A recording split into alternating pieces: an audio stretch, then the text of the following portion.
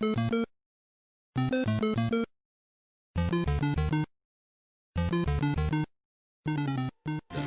don't know how to free Zelda, but we do know why kids love them and critics hate them. John Stossel reports, nuts for Nintendo, when 2020 continues.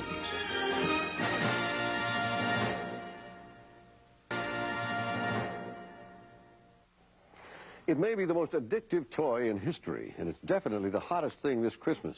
Nintendo video games. They first arrived from Japan 3 years ago, and now millions of American kids are hooked and mesmerized. When they do stop to talk, it's in a language only they understand.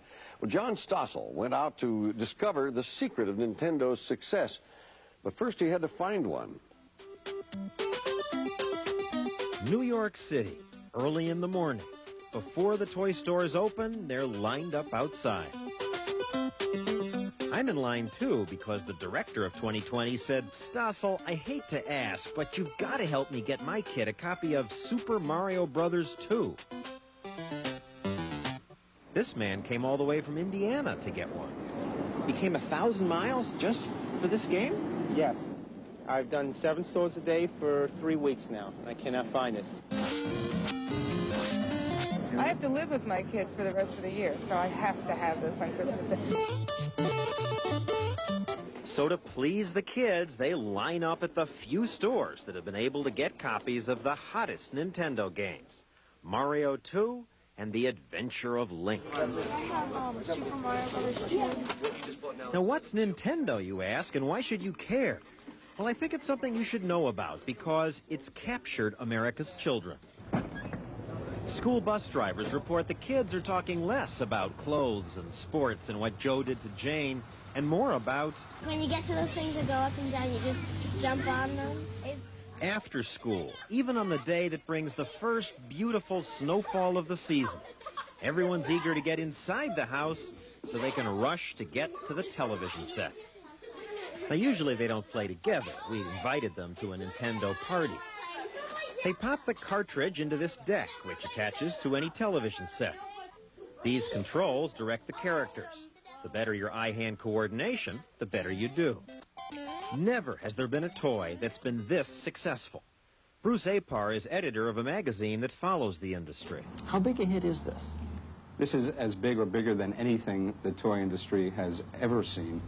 I'll give you one comparison. Barbie, which is an institution, does about $500 million a year.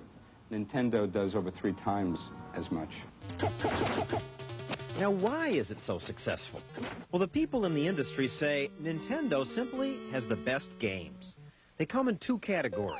Sports games such as tennis, hockey, football, boxing, all with good graphics and sound effects.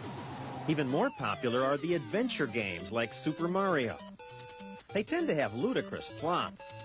Mario is an Italian plumber who, under your control, enters the Mushroom Kingdom to fight off killer turtles and deadly ducks until he can rescue the Princess Toadstool. The kids love it. What's good about it? Birdo. He shoots the eggs out of his nose. And also there's this part where you can't go anywhere except for fall down a pit, but you pick up this thing and then this rocket appears out of nowhere and it flies to another board. It's weird. And it's a big improvement over the first video games like Atari's Pong and Space Invaders, because today's computer chips are better. They have more memory. There's much more involved in playing the game, much more excitement. There's better use of colors, better use of music. It's not just stick figures anymore. We have literally over 100 different characters, people, animals, wizards, spells.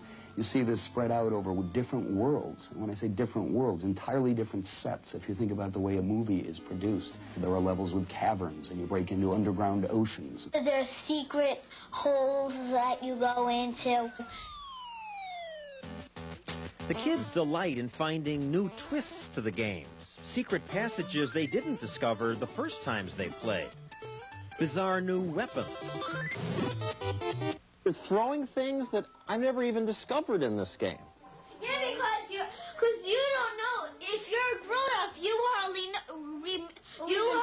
do this. If you're a grown-up, you have work to do.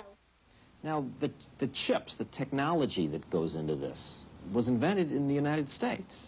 Yet, the Japanese are the ones who make it a hit. Why is that?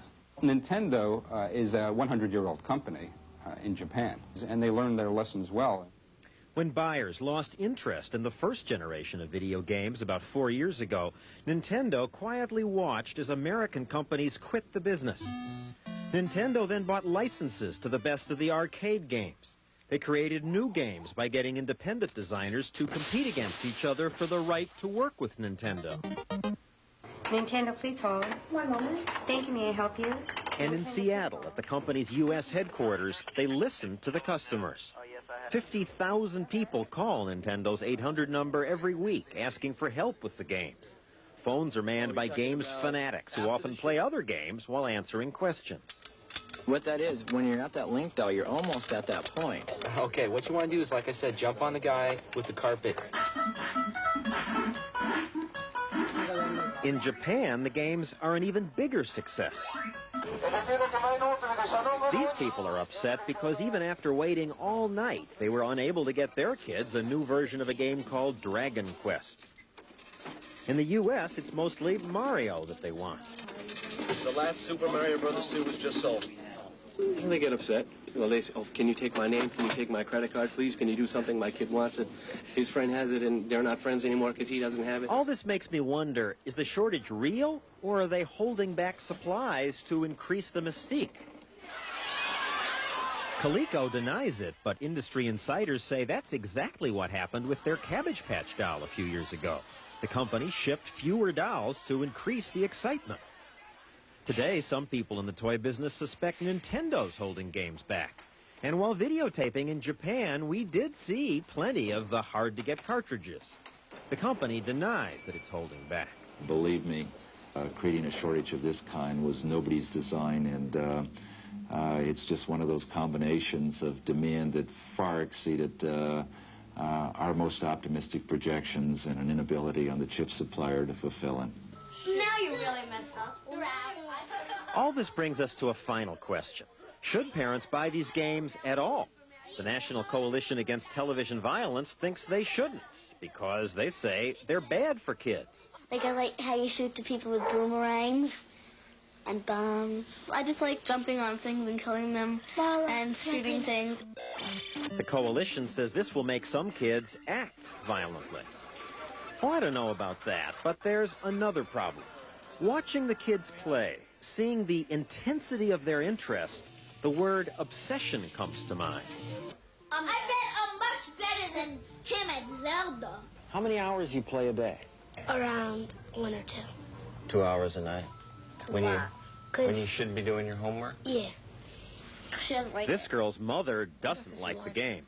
Because she thinks that you're going brain dead while you're watching it. Maybe you will be brain dead from staring at this thing all the time. No. And while we were talking, Mom was watching all this warily. Gets their mind off school when they first come home from school, but then it gets their mind totally off school. So we had to take it away for a while because homework wasn't getting done, bedtime got pushed aside. What do you mean take it away for a while? I disassembled it and put it in the back of a closet for a while. But now you're letting them play again. Not as much.